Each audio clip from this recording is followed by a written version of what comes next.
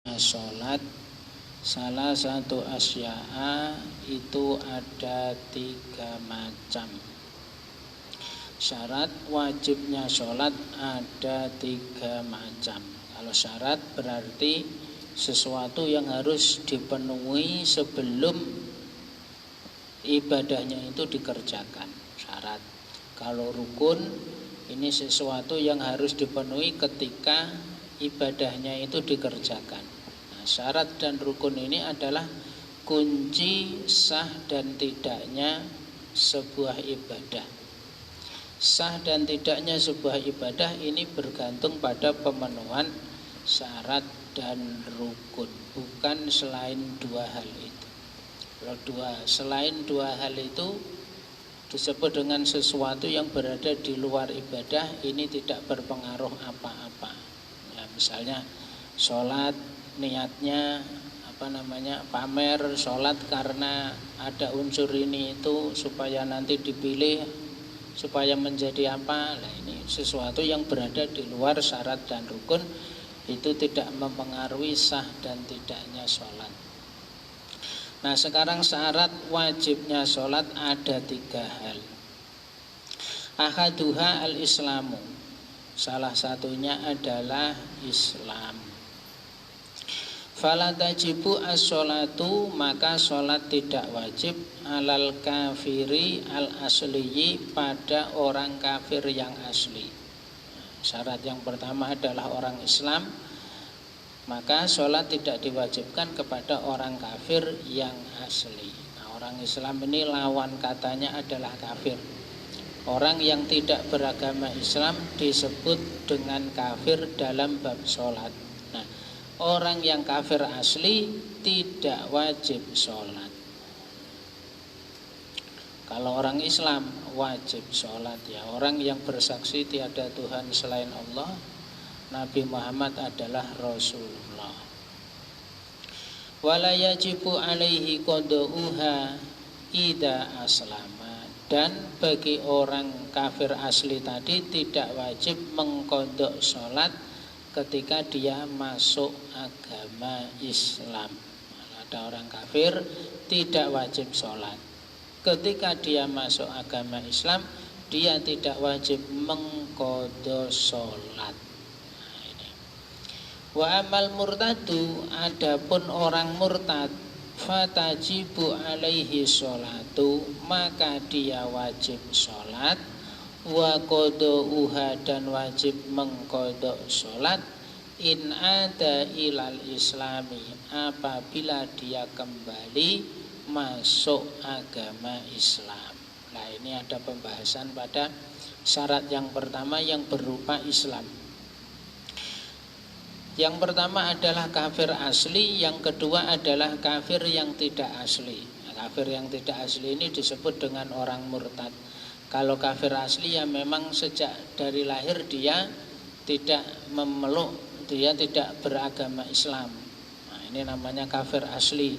Nah, kalau kafir yang tidak asli ini berasal dari orang murtad. Orang murtad ini orang yang tadinya beragama Islam terus keluar dari agama Islam. Nah, orang yang murtad itu ketika dia dalam keadaan murtad itu masih ada kewajiban sholat. Nah, maka ketika dia nanti kembali lagi, misalnya kembali lagi masuk agama Islam, sholat yang pernah ia tinggalkan selama dia murtad itu wajib diqadha. Nah, ini perbedaannya. Kalau yang kafir asli tidak ada kewajiban qadha, kalau orang murtad ada kewajiban qadha karena dia sudah pernah beragama Islam. Nah, ketika dia sudah keluar dari agama Islam, kewajibannya ini masih melekat. Kok dia kembali masuk Islam, lah harus mengqadha. Misalnya tadi dia pernah murtad keluar agama Islam 1 tahun, ya 1 tahun itu sholatnya diqadha. Titik. Wasani al-bulughu, adapun syarat wajib yang kedua adalah bulugh atau baligh. Fala tajibu ala sobiyin wa sobiyatin, maka sholat tidak wajib bagi anak kecil laki-laki dan anak kecil perempuan. Anak kecil maksudnya anak kecil ya orang atau anak yang belum balik. Nah, di bawahnya balik disebut sobi dan sobiyah. Anak kecil laki-laki sobi, anak kecil perempuan sobiyah. Mereka tidak wajib sholat, lakin yu'maroni biha, akan tetapi kedua anak kecil tadi diperintah sholat ba'da sab'i sinina, setelah berumur 7 tahun. Anak kecil tidak wajib sholat, tapi kalau dia sudah berumur 7 tahun diperintah sholat. Di bawah 7 tahun belum diperintah. Cukup diajak-ajak begitu saja. Mau ndak mau ya sudah, ndak ada tindakan apa-apa. Ya namanya bukan perintah.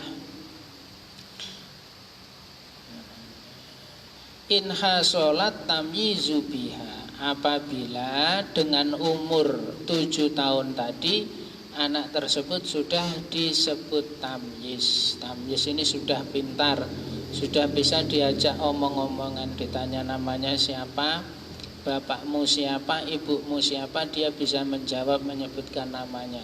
Sudah bisa makan sendiri, sudah bisa cebok sendiri, itu namanya tamyiz. Kalau ada anak kecil sudah seperti itu, umurnya 7 tahun diperintah, perintah sholat. Wa ila faba'da tamyizi. Nah kalau belum dengan umur 7 tadi belum tamyiz ya maka perintahnya setelah tamyiz. Bagaimana setelah anak ini sudah bisa diajak bercakap-cakap, nah ini baru diperintah. Wa yudrobani ala tarkiha, dan kedua anak kecil tadi dipukul ketika meninggalkan sholat ba'da kamali asri sinina, setelah sempurnanya umur 10 tahun. Nah ini pendidikan keluarga ala Kitabatul Qorib.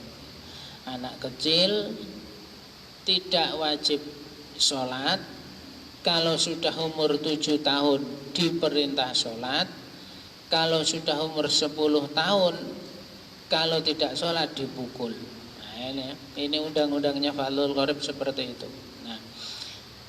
Anak kecil laki-laki dan perempuan yang sudah berumur 7 tahun dan sudah pintar, ini baru diperintah sholat.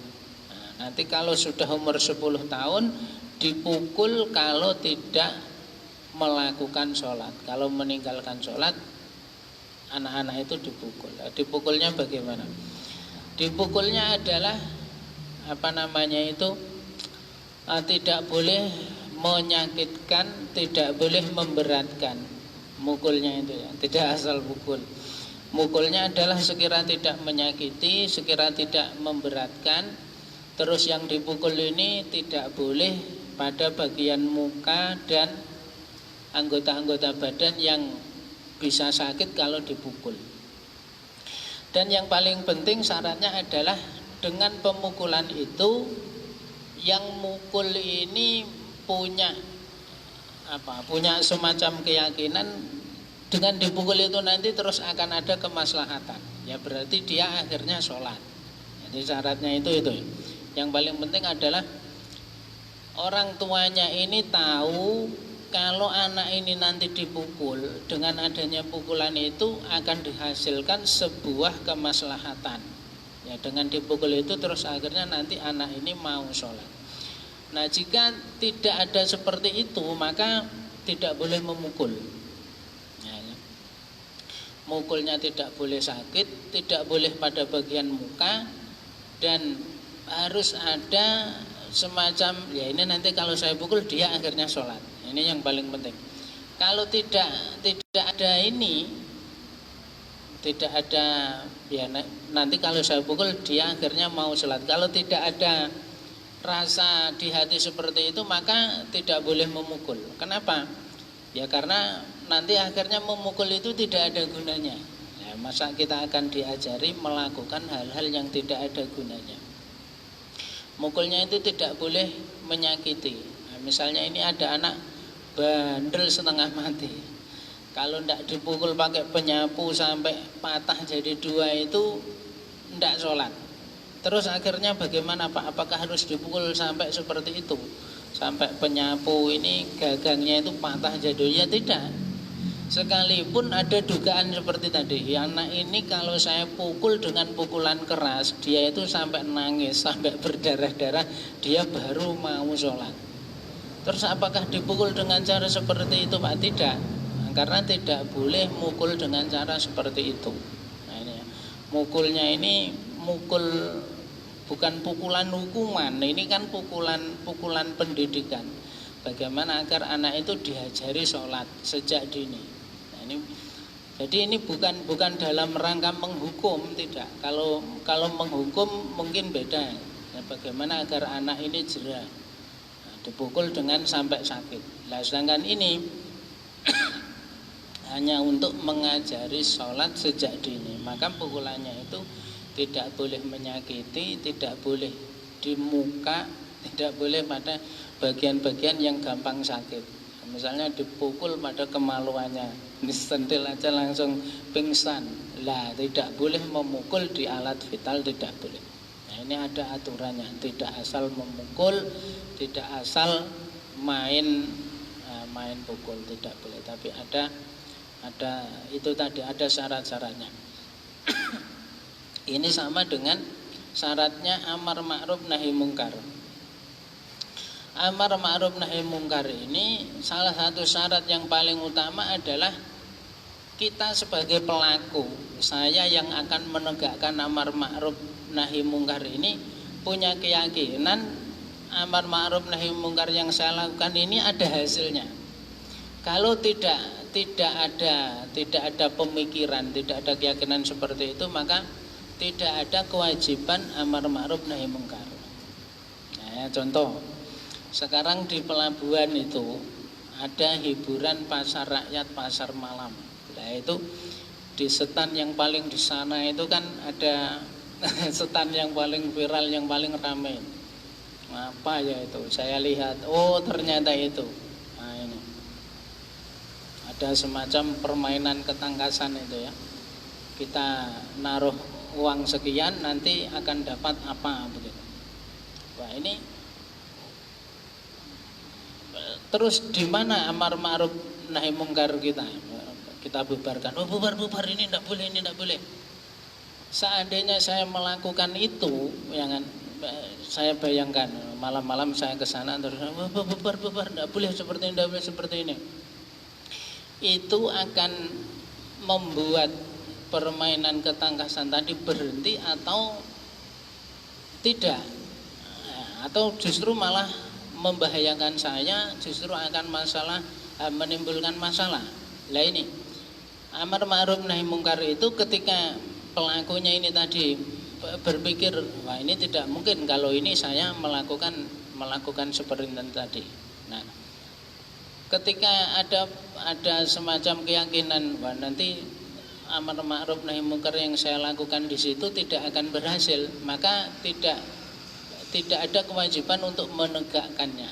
Intinya hanya begitu aja. Sama ini tadi juga begitu. Memukul anak kita sendiri,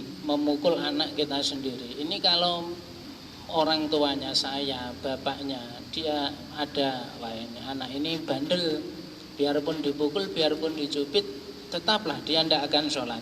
Ya sudah, tidak ada kewajiban memukul lagi. Nah gitu. Sama dengan kasus amar ma'ruf nahi mungkar tadi.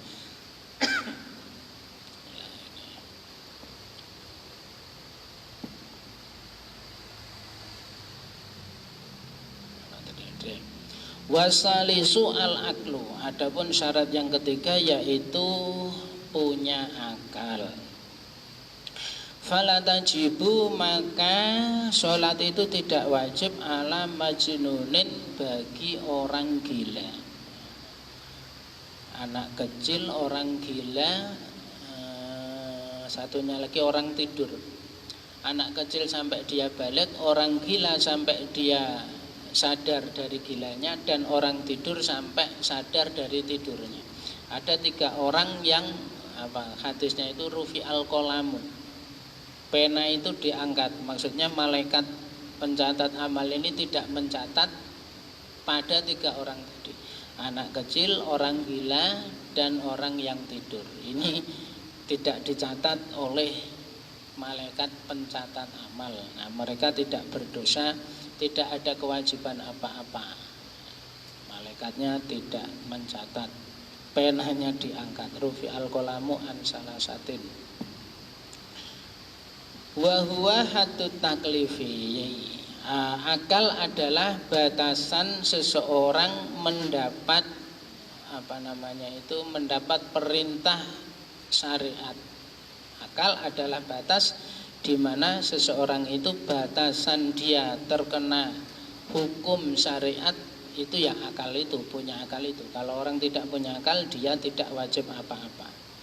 Sakitun fi ba'di nusakil matani, gugur pada sebagian redaksi kitab yang lain. Nah, kata-kata wasalisu al-aqlu wa huwa haddut taklifi wa huwa haddut taklifi ini pada sebagian redaksi kitab yang lain tidak disebutkan. Titik. Syarat wajibnya sholat ada 3, Islam, baligh, dan berakal.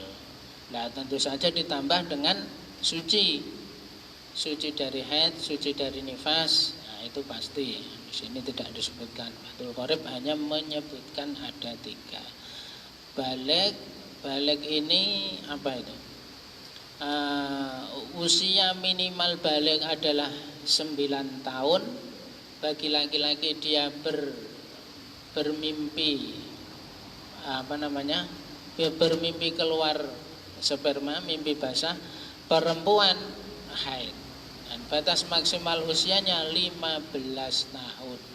Setelah umur 15 tahun, entah dia itu pernah bermimpi atau tidak, dia sudah haid atau tidak. Kalau sudah umur 15 tahun, ini sudah dihukumi baligh. Semua hukum-hukum Islam sudah melekat kepadanya. Ya, puasa, sholat. Lah mukul tadi juga begitu. Pada puasa juga dipukul. Setelah umur 10 tahun kok tidak mau puasa, dipukul. Sholat, puasa, mengerjakan pekerjaan baik yang lainnya itu juga berlaku pemukulan ini. Jadi bukan hanya pada sholat saja. Misalnya anak ini dibiasakan untuk melakukan perbuatan akhlak-akhlak yang terpuji, kok tidak mau dipukul, itu juga berlaku. Bukan hanya pada sholat, puasa, dan pekerjaan baik yang lainnya juga. Wa sholawatul masnunatu, adapun sholat yang disunahkan, wa fi ba'din nusahi al masnunatu, di dalam redaksi kitab yang lain disebutkan dengan kalimat al-masnunatu. Khamsun itu ada 5. Sholat sunnah ini di dalam Fathul Qorib ada 5. Al-idani yang pertama adalah 2 hari raya Id, ai sholatu idil fitri wa idil adha. Artinya maksudnya adalah sholat Idul Fitri dan Idul Adha. Wal kusufani, dan 2 sholat gerhana, ai sholatu kusufis samsi, artinya sholat gerhana matahari, wa khusuful qamari, dan sholat gerhana rembulan. Wal istisqa'u, dan sholat istisqa, ai sholatu, artinya sholat minta hujan. Titik. Sholat yang disunahkan ini ada 5. Ini sholat sunnah yang disunahkan berjamaah, gitu maksudnya. Sholat sunnah yang disunahkan berjamaah ini ada 5. Idul Adha, Idul Fitri, Idul Adha, gerhana matahari, gerhana rembulan, dan sholat minta hujan, sholat istisqa. Wa sunanut tabi'atu lil faraidi, adapun sholat sunnah yang mengikut pada sholat fardu, wa yu'abbaru anha aidon bis sunnatir ratibati, Dan sholat ini juga disebut dengan sholat sunnah rotibah atau rawatib. Wahia sab'ata asrota rokatan. Ini ada 17 rokaat. Sholat sunnah tabi'ah lil faraid atau sholat sunnah rotibah atau sholat sunnah rawatib. Ini ada 17 rokaat. Rokaatal fajri, yang pertama 2 rokaat fajar, 2 rokaat sebelum sholat subuh. Wa arba'un qabla duhri, dan 4 rokaat sebelum duhur. Wa rokaatani ba'dahu, dan 2 rokaat setelah duhur. Wa arba'un qoblal asri, dan 4 rokaat sebelum asar. Wa rokaatani ba'dal maghribi, dan 2 rokaat setelah maghrib. Wa salasun, dan 3 rokaat ba'dal isya'i, setelah sholat isya. Yutiru biwahidatin minhuna, yang mana seseorang sholat sunnah witir 1 rokaat dari salah satu 3 rokaat tadi. Nah, ini sholat sunnah rawatib ini ada 17 rokaat. 2 rokaat sebelum fajar, 2 rokaat sebelum subuh. Wa arba'un qabla duhri, berarti 2 rokaat setelah subuh ini tidak ada. Fathul Qorib ya. Wa arba'un qabla duhri, 4 rokaat sebelum duhur. Wa rokaatani ba'dahu, 2 rokaat setelah duhur, berarti ada semua. Sebelum dan sesudah sholat duhur ada. Wa arba'un qoblal asri, 4 rokaat sebelum asar. Nah, ini yang setelah sholat asar ini tidak ada.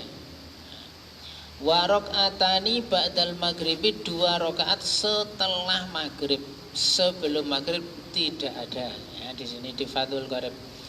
Sholat sunnah sebelum maghrib tidak ada. Jadi rokaatani ba'dal maghribi, 2 rokaat setelah maghrib.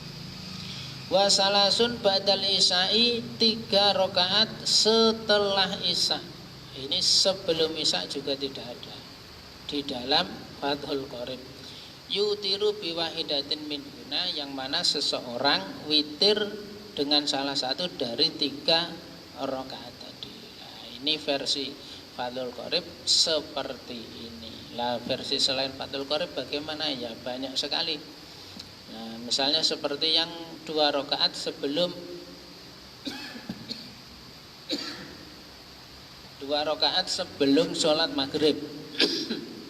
Itu kalau Imam An-Nawawi mengatakan ada hukumnya sunnah.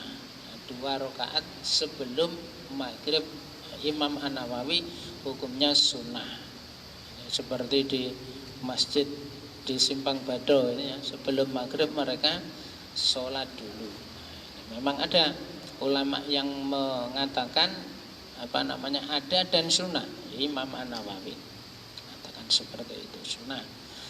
Nah, ini yang paling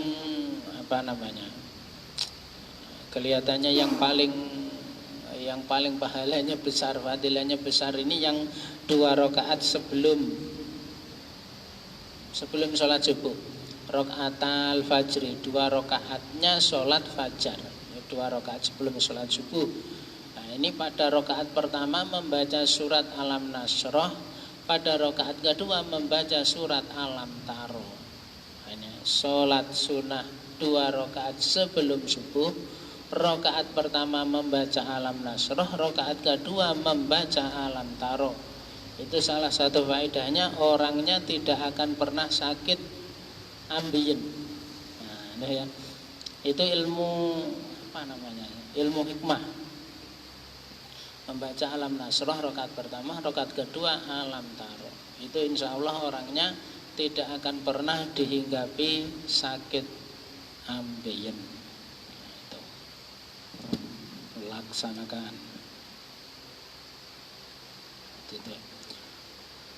Wal wahidatu hiya aqallul witri. Adapun 1 rokaat adalah paling sedikit-sedikitnya sholat witir.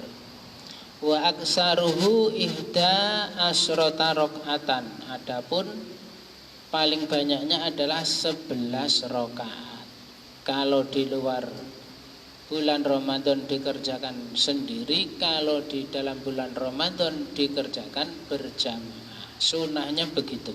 Kalau di dalam Ramadan ini dikerjakan dengan berjamaah, kalau di luar Ramadan dikerjakan dengan sendiri-sendiri. Kalau tidak seperti itu bagaimana Pak? Ya tidak apa-apa, tapi tidak ada pahalanya. Nah begitu. Pekerjaan yang dilakukan tidak sesuai dengan aturan, tidak sesuai dengan mekanisme yang ada, itu tidak ada pahalanya. Misalnya sholat witir di luar Ramadan dengan berjamaah, atau sholat duha, ini yang banyak di sekolah-sekolah. Sholat duha berjamaah, hukumnya bagaimana? Hukumnya sah, tidak apa-apa, berpahala. Yang tidak berpahala ini jamaahnya.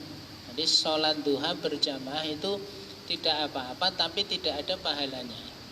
Tapi kalau itu dalam rangka melatih siswa supaya kenal dengan sholat duha, supaya melatih disiplin dan lain sebagainya, lah pahalanya ya di situ, itu melatih sholat duha, melatih disiplin, melatih lain sebagainya.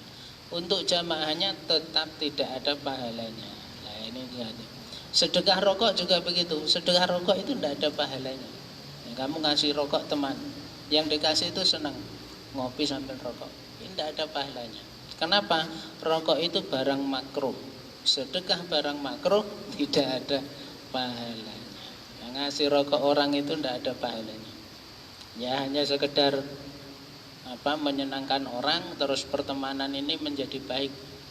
Kalau sedekah rokoknya tadi tidak ada pahalanya, karena itu barang makruh. Sholat witir minimal 1 rakaat, maksimal 11 rakaat. Wa waktuhu baina sholatil isya'i wa tulu'il fajri. Adapun waktu pelaksanaannya adalah di antara sholat isya dan terbitnya fajar, maksudnya fajar shodiq. Sholatnya ini dikerjakan malam, waktunya setelah mengerjakan sholat isya. Nah kalau dikerjakan sebelum sholat isya bagaimana Mbak? Ya tidak sah. Kenapa tidak sah? Ya karena dia dikerjakan di luar waktunya. Waktunya adalah orangnya ini harus sholat isya dulu. Falau autar lah ini. Falau autaro qoblal isya'i amdan au sahwan lam yuhtadda bihi. Apabila ada orang yang melakukan sholat witir sebelum dia melakukan isya, baik dia itu sengaja atau lupa, lam yuhtadda bihi, itu tidak dianggap. Kata-katanya itu lam yuhtadda bihi, itu tidak dianggap. Ya maksudnya tidak sah. Warotibu al-mu'akadu min dhalika kulihi asyara rakaatin. Adapun sholat rawatib yang dihukumi mu'akad dari berapa tadi? 17 rakaat, semuanya ada 10. Nah ini. Nah. Ini kayaknya ada yang kurang ini. Rakaatani qabla subuhi, nah, harusnya begitu ya. 2 rakaat sebelum subuh, wa rakaatani qabla duhri, dan 2 rakaat sebelum duhur, wa rakaatani ba'dahu, dan 2 rakaat setelah duhur, wa rakaatani ba'dal maghribi, dan 2 rakaat setelah maghrib, wa rakaatani ba'dal isya'i, dan 2 rakaat setelah isya. Ini yang muakkad. Mu'akad ini bagaimana? Mu'akad ini sangat dianjurkan untuk dilakukan. Jangan sampai ditinggalkan kalau benar-benar tidak ada alasan yang sampai akhirnya meninggalkan sholat itu. Ya tidak sholat ya tidak apa-apa, ini hanya sunnah saja. Tetapi mu'akadnya itu adalah Nabi itu tidak pernah meninggalkan ini. Nah gitu. Sholat sunnah mu'akad ini adalah sholat sunnah yang Nabi itu tidak pernah meninggalkan. Saking mu'akadnya bahkan itu bisa diqodho. Bagi orang yang punya rutinitas mengerjakan sholat sunnah rawatib atau sholat-sholat sunnah yang lain yang punya waktu, itu bisa diqodho. Ada orang, ya misalnya kita punya kebiasaan sholat duha. Sholat duha ini kan ada waktunya, pagi hari sampai sholat duhur. Nah ini bagi orang yang punya rutinitas itu, kok suatu ketika dia tidak sholat duha, itu bisa dikodok. Nah sholat sunnah dikodok. Ini level imannya sudah level tinggi. Sholat sunnah saja dikodok. Nah, sholat tahajud, sholat sunat rawatib, sholat sunnah yang ada waktunya, ini juga bisa dikodok bagi orang yang punya rutinitas melakukannya. Nah itu ya. Nah, di antara sholat 17 rakaat tadi yang rawatib tadi, yang muakkad itu ini 2 rakaat sebelum subuh, 2 rakaat sebelum zuhur. Padahal yang sebelum zuhur ini ada 4 rakaat, tapi yang muakkad 2. Jadi antara mengerjakan 4 rakaat dengan 2 rakaat ini lebih utama yang 2 rakaat. Nah itu ya. Ini aneh namanya. Sholat sunnah sebelum zuhur ini ada 4, ya kan? Tapi yang muakkad itu 2. Ini mengerjakan 4 rakaat dengan 2 rakaat sebelum zuhur ini lebih utama mengerjakan yang 2 rakaat walaupun jumlah rakaatnya lebih sedikit. Kok bisa begitu ya? Memang kadang ada yang seperti ini. Ya, sedekah 10.000 dengan sedekah 1 juta. Ini lebih afdol mana, pahalanya lebih banyak mana? Ya tentu saja lebih banyak yang 1 juta. Sholat tarawih 8 rakaat dengan sholat tarawih 20 rakaat, lebih afdol mana, pahalanya lebih banyak mana? Otomatis lebih banyak yang 20. Dan lain sebagainya, dan contoh-contoh yang lain. Nah ada ibadah itu yang pengerjaannya lebih sedikit tetapi dia lebih utama, pahalanya lebih besar, fadilahnya lebih besar. Ini contohnya ini 2 rakaat sebelum sholat zuhur. Nah, ini. Atau yang sholat malam itu sholat witir. Sholat witir dengan sholat sunnah yang lain yang dikerjakan di malam hari, itu pahalanya yang paling banyak itu sholat witir. Misalnya kita di malam hari itu sholat witir 1 rakaat, dibandingkan dengan orang yang sholat lain, misalnya sholat tahajud, sholat tasbih, sholat hajat yang sampai 4 rakaat misalnya, itu pahalanya masih banyak yang 1 rakaat sholat witir tadi. Kadang memang ada ibadah yang seperti itu. Nah ini juga begitu. Yang muakkad adalah yang 2 rakaat. Nah ini ya. Terakhir mana tadi? 2 rakaat setelah maghrib, 2 rakaat setelah isya, titik. Nah ini yang muakkad itu yang ini 2 rakaat orang ya. Yang lainnya tidak. Kenapa? Ya memang kadang ada seperti itu. Nah, jawabannya cuma begitu. Terkadang memang ada yang seperti itu. Jadi ada ibadah itu yang secara jumlahnya itu dia lebih banyak, tetapi pahalanya tidak bisa mengalahkan ibadah yang tadi pelaksanaannya itu secara hitungan kuantitasnya itu lebih sedikit. Nah, memang kadang ada yang seperti itu. Wallahu a'lam. Maulaya sholli wa sallim daiman abada ala habibika khairi khalqi kullihim. Maulaya sholli wa sallim daiman abada la habibika khairi khalqi kullihim. Maulaya sholli wa sallim daiman abada ala habibika khairi kullihim. Huwal habibul ladzi turja syafa'atuhu likulli haulin minal ahwali muqtahimi. Ya Rabbi bil Mustafa ligman qasidana waghfir lana ma madaya wasi'al karami.